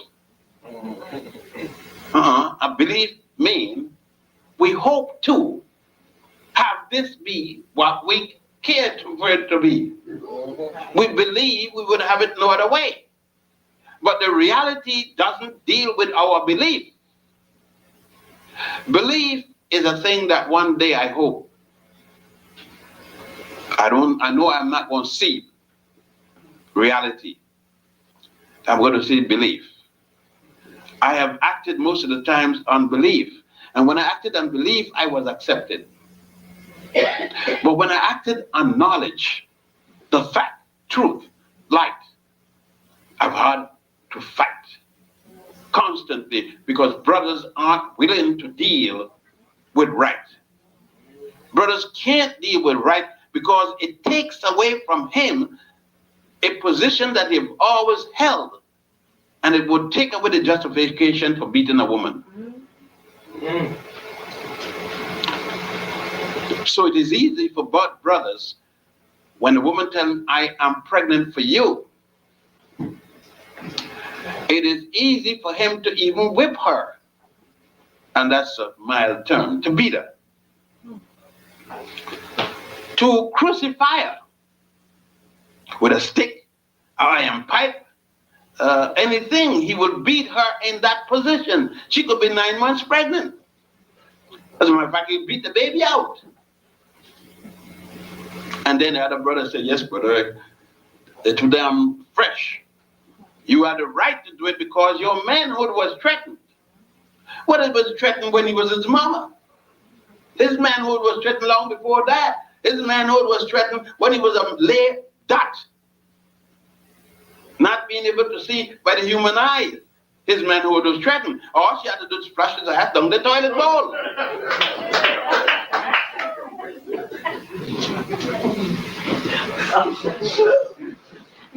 You see, we never give it a thought because most of us don't even have an idea of the relationship of a baby, the father and the mother. Most of us don't have any idea of how the sperm is transferred to the vagina and goes in its sacred place, the womb. We have no idea. Most of the mothers can't tell you or can't trace the reproductive organ, much less the fathers. I met many young girls in their 7th, their 4th, their whatnot month, and they don't know how the baby got in there, how it came about, how the sperm came in there, but they had all kind of sexual contact. A little deeper. Had no idea how she got pregnant, how it happened. She knows a penis met a vagina, and that's it. She knows she had some fun. And she's going to have a child. She's going to be a mother, but have no idea of how she's going to be a mother. She don't know how to get a mother, therefore how could she know how to, she is as a deity. And she can't deal with it because the church, the synagogue, the mosque have told her quite differently to make the man telling the story be the one that passed the child. And the story is, I pass a child and the woman have the child. So the woman become the container to deliver the birth and had nothing to do with it when she is in fact the one who's going to give the birth. The one who's going, in her, the baby is going to be made. She's going to deliver the baby because without her, there is no baby. It's a different thing. Do we then change to the truth? And when we change to the truth, does it now make the woman act as the man is acting now? And that's the riddle that society is afraid of. Society knows how it's acted all this time. And so to correct it isn't going to reverse. Because are we in society ready to teach the truth? I don't think we're ready to teach the truth. It doesn't justify, justify the behavior in which we're doing right now. So what do? We do what we are supposed to do in many other things which we can't do. Then do we stay in the position that we are? I should say not, theoretically. Although I recognize my wife, and if I pray, I'm going to pray to my wife. I know that sounds difficult to many of you. Yet you can go home and eat what your wife cooked. You can go home and take her treatment when you're sick. You can go home and she could do 101 million things for you, which you won't go and do for yourself. And then you could pray to a hole in the wall. You could pray to a belief in the sky wind, and you can't pray to her. She got your child nursing and doing whatever, but you can't do that. But you could go and talk to Mary, who has been dead and gone umpteen years ago, and you can't tell it to your wife, who you've been laying with every night, every day. And then say, he sounds weird. for the truth. But it doesn't sound weird to lie, because we're all lying. He's right in step with the truth, because the truth is a big lie that all of us telling. And when we get up and tell each other, Holy Mary, Mother of God, we can stop there. Mary is the Mother of God. Did I say Holy John, Mother of God?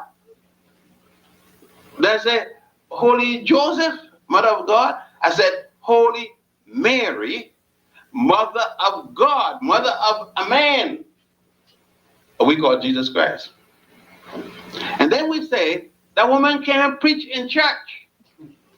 She could be the mother of God, but she can't preach in her son's church. It's rough. We got a lot of changing to do. And I don't like to me, because you know you are not ready to change that. I just telling you about it. Women ain't ready, much less men, to change it back to the truth. Because women are afraid of what men are going to do. If we come home and say, you come home and say, look, you are preaching something wrong, I want to change. You get an ass whipping. And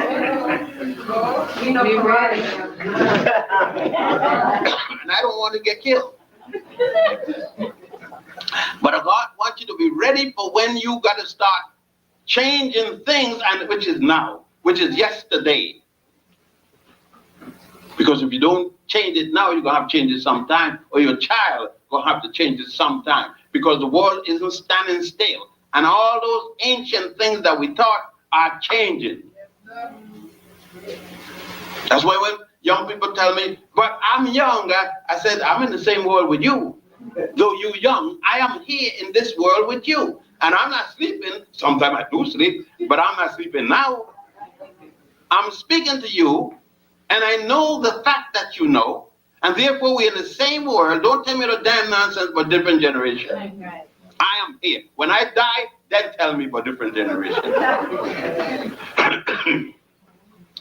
And these are the things that the concept of the deity and woman as the deity has to, we have to go through this.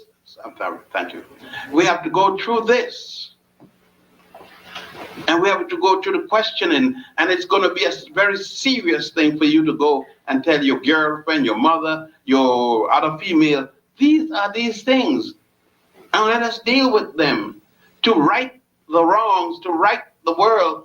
And it's going to be difficult to even tell your best friend, your twin sister, or your mother. Because your mother going to first out of shock. What? You can't be talking because Eve.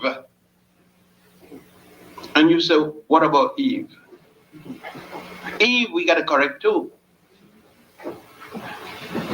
But she said, Adam gave birth to Eve. You say, how, Mama, how? Well, how, Mother, how? And Mother may not even know how she got pregnant. Now she can tell you how Eve could not be born from Adam when she doesn't know how pregnancy comes. It's sad, isn't it? When we have millions of young women getting pregnant each day and they cannot trace the reproductive organs. Know nothing about it. So it means that we have to have an educational process that includes this, that with our politics, there must be education that deals with our socialization. We should have it in our sororities as well as our fraternities. Birth, just the subject of birth. How does birth come along? And you'll be surprised how many of us have no concept at all of childbirth. And we are the fathers of 15 kids, 10 kids. I can't tell you how number one came about. Because if we could, there'd be less violence in the family. Less women will be, less men will beat women, especially when they're pregnant. It'll be a traumatic change with our relationship. Then women can feel safe to take a ride with any man driving down the street, 3 foot of snow, snow all over the place, can't get, and the man stop the car, you will get in. Because then you would not be afraid of your brother. As it stands now, you will get in a car driven by a lion, an African lion, and take a chance that that lion has eaten and don't want to eat you up. Then get into the car with a brother who has eaten already, but you know, as you get in and sit down, the first question, what kind of drawers you got out? That's the way it goes. Because we have been socialized that we don't say, oh, look at that goddess. Coming in, goddess, have a seat. Where do you go? To my home, drop you off. What can I do for you? Tell your husband, when he sees a goddess, my goddess, give her a ride to the house. Right. Like I've given you a ride. That would be the good, because you aren't held up.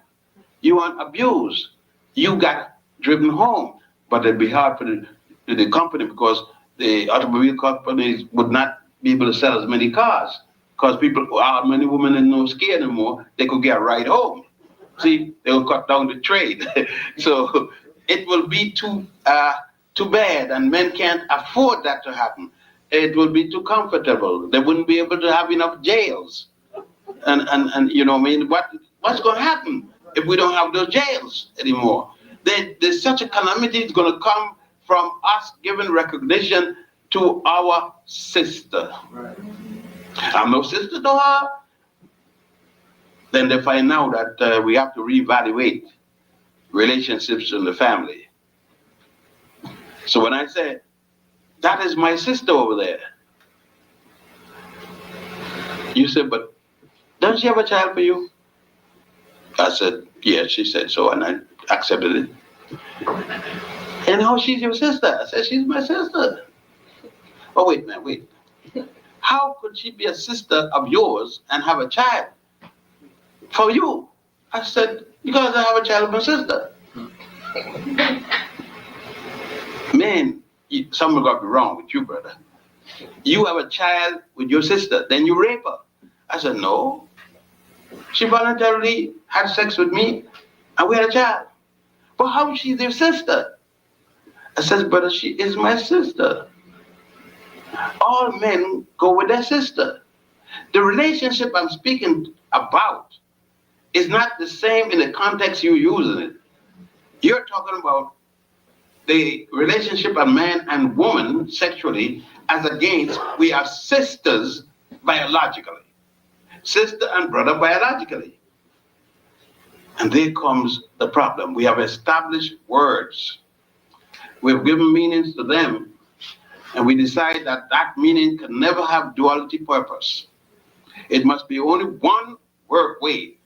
So unless we can't come to the fact of recognizing that the woman who is my wife is equally my sister, if we could see the biological relationship equally and above sometimes the sociological relationship, then we would understand that even my wife is my sister.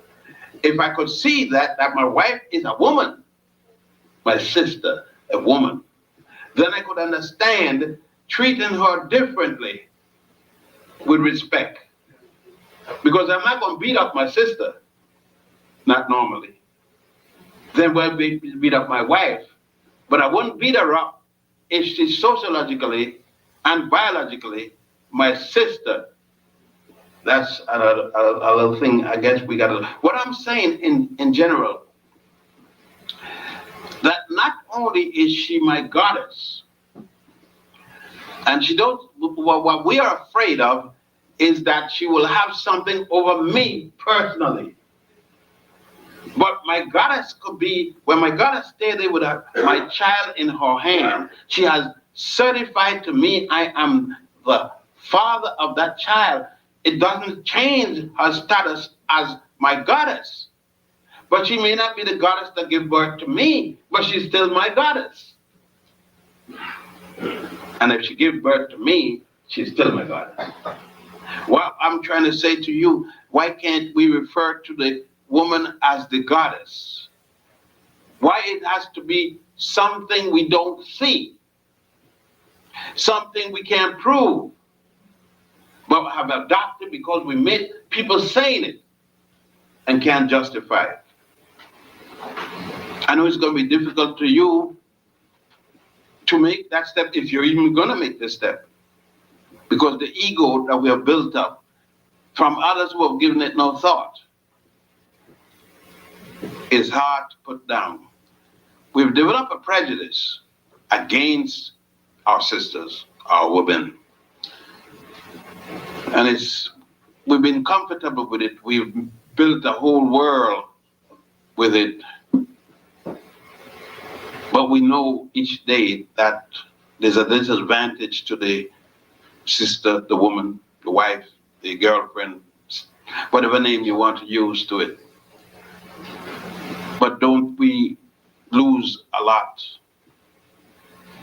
by not dealing with what's a fact? And the fact is the greatest truth there is. A fact is a reality that happens and you can't change it. So then let's adopt the truth to validate the fact, to express the fact one to the other. I know this is going to be difficult, but the difficult I love. The easy thing I don't love. It doesn't stimulate me, doesn't do anything to me. I fall asleep. Like something to keep me awake and action. Speaking of, and I'm going to close by the question and answer period. My wife is right now physical in Chicago, I think. That's where she's supposed to be. She's there with my daughter and my son-in-law. Their son-in-law had a heart attack and he's got over it. And now my daughter's been operated and she's going to be the nurse. Again, she's the goddess. To feel this, my daughter called on the phone and she said, 2 weeks' time, you're going to be up here to take care of me. I heard the same phone. I was in the extension. My daughter told me to go on the extension. My wife immediately said, what day you want me to come? I said, but let me see what I got to do. My wife never asked the question what she got to do. She had nothing to do. Suddenly her calendar went blank. And there was only one thing to do, to go to her child, who was up there with her husband. She didn't need her mother. There are all kind of nurses in the hospital, all kind of doctors in the hospital, all kind of workers in the hospital. But immediately she was going to her daughter. I, the father, well, let me see what day I could get up there. It was a question of time and convenience. I know it. And after I sat back and I said to myself, gee, it's time and convenience. And yet I know I've made these changes and I've accepted to meet her as my goddess, but it hasn't been long and I don't get support from the brothers. I don't get support from my father. I don't get support from anybody for this to lock into me deep enough. But most of all, physically, biologically, it didn't lock. It is not in my clock, but her clock locked in. It was locked in the day her mother conceived her, and her sexual status, it was conceived. It was just slowly developed more and more until she gave birth, got pregnant, gave birth, then it was able to practice. Psychologically, she's different. She's a different person psychologically. She's prepared, she's born into this psychological realm. I didn't. And we can't give recognition, unfortunately, for a reality. We are poor, we're sad indeed.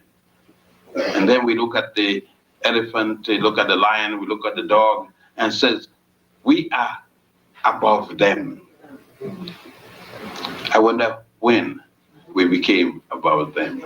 How different do we behave that is above them? And who set us up over them? And we got a nice story. God put us in charge of the animals and everything. You're a damn liar. And I know you're going to defend the lie because it's comfortable. But let us stop and try to examine the truth. The truth couldn't be beautiful. And it will probably make us better with each other, to get along with each other, to be more loving with each other, to recognize our limitation, that one is not over the other. Yet at the same time, if we got into an airplane and there are 2 men in the cockpit, German, in a commercial plane, one is put there to be in charge of the flight. If the other one say, I got as much flying ability as you, I'm in charge like you not gonna make it. Or you're gonna die. Because the two of them can't make up their mind on where they're going, because each of them want to be in control of the plane. We could make accommodation to live with each other, to recognize the one who's better able to do a certain thing. I know that my wife used to say at the end of the month, take care of the bill, do this. 1 month I willfully did not take care of the bill. I stood in Egypt and she was here. And she called me in Egypt and said, the bill is to be paid. I said, don't pay it. Wait till I come. I'm not coming. Don't pay it. When I came back, she said, you know, they came here and said, I said, and what did you do? I paid the bill. I said, you know now how to pay the bill? Yeah. I said, then you can pay the bill when I'm not here, right? You're not going to call me anymore. Yeah, but I said, you learn to pay the bill. And women could pay bills. Like men, you could give birth to a child. You could give birth to a child. Then you could pay bills. I just trying to show you that our socialization has been to suit the governments, to suit those in charge of us. And they're in charge of us because they set up themselves in charge of us. And they're going to be in charge of us as long as we don't prepare our children with that concept of all that I've just discussed with you tonight. So I say, God loves a goddess. Thank heaven for goddesses.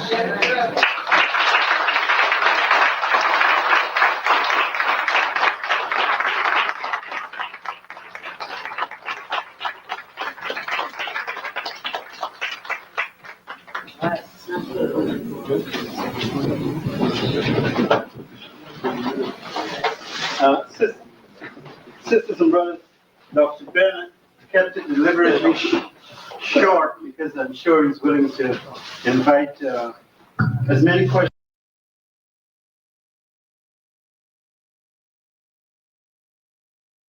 I always feel like it's super important for us to get some foundational concepts. And why I always felt like it was important, I try to sometimes give us the idea. Like I realized when I was learning and researching and studying, the way I used to look at all of this was like, it was like a gift to be able to sit in the classrooms in the 70s and the 80s and the 50s. And some of these videos that I know about and that I've came across, you know, some of them could be that old, but it's like being able to sit in the classroom and to be there with them and learn what they learn, because a lot of this information isn't being passed down anymore at all. So that's why we're struggling as parents, as families, as brothers and sisters, And Dr. Ben made a good point. It's something I didn't realize before when I heard this, is that he was saying, like, you know, he was saying that it is my sister, my wife. And it's kind of like, you know how they said the Pharaoh married his sister?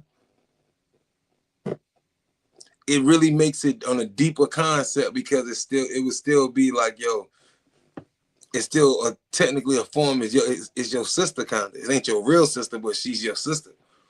So just the ideas and the ideologies, and whether people can deal with them or not, or like them or not, we got to be real and say, when he made it, like Dr. Ben always make you think outside the box.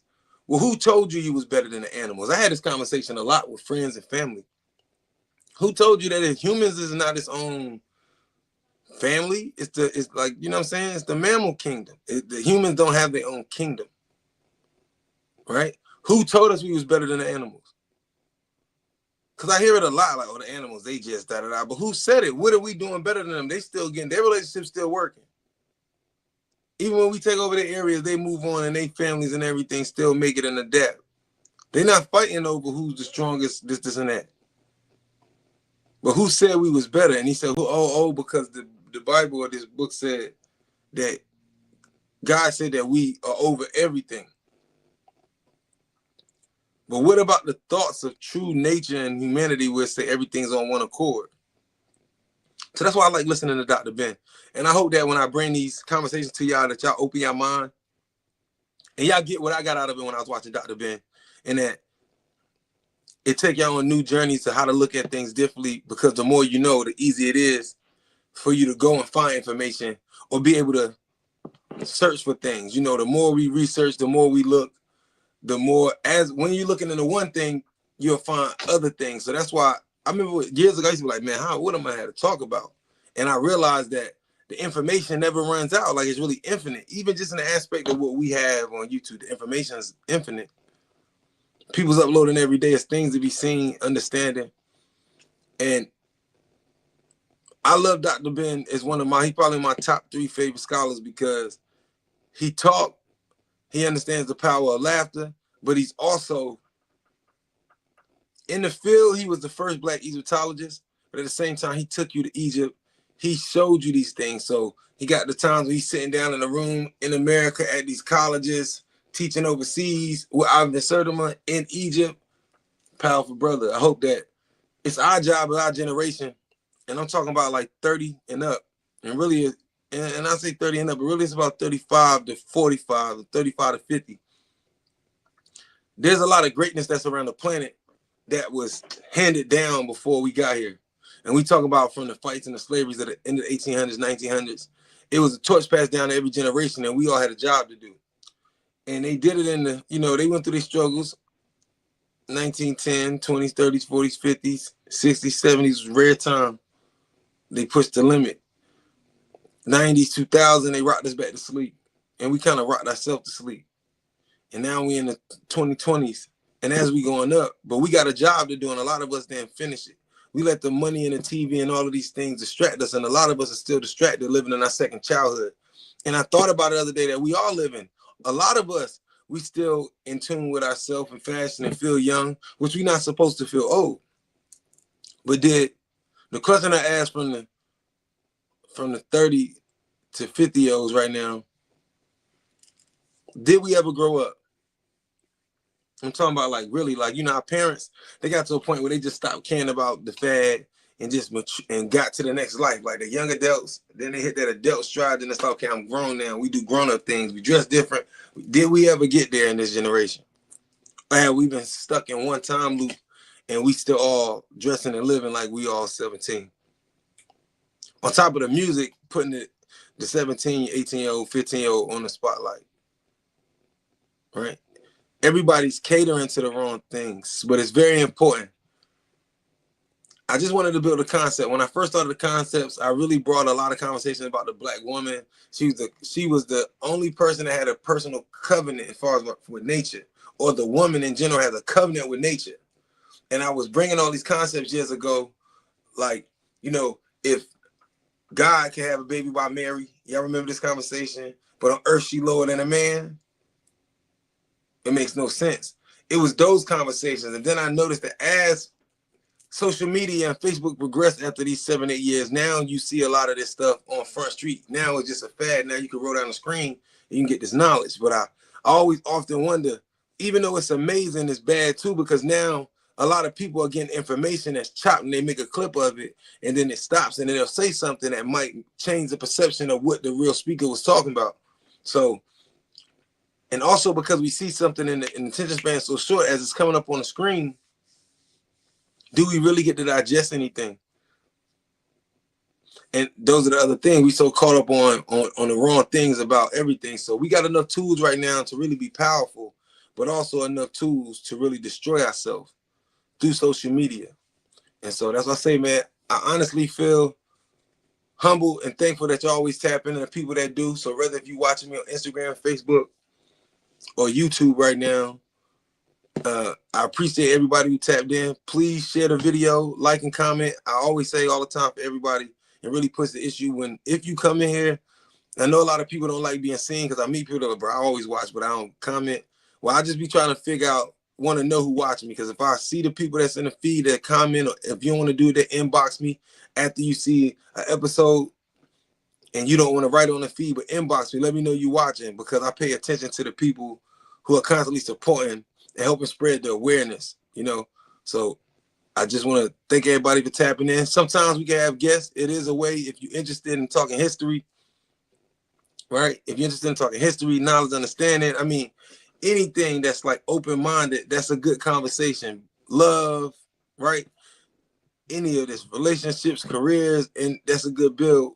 You can inbox me right in the comments and I'll get with you and we can make it happen. Because I wanted to open the platform up and be able to talk to people so we can hear how are you taking the information, how it made you feel. And maybe you'll say, well, I watched this episode and I seen this.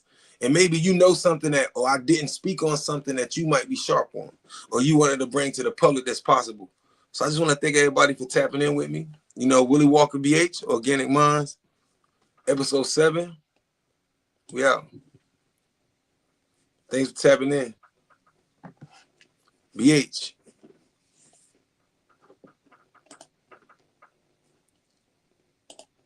Let's see if we can get this right.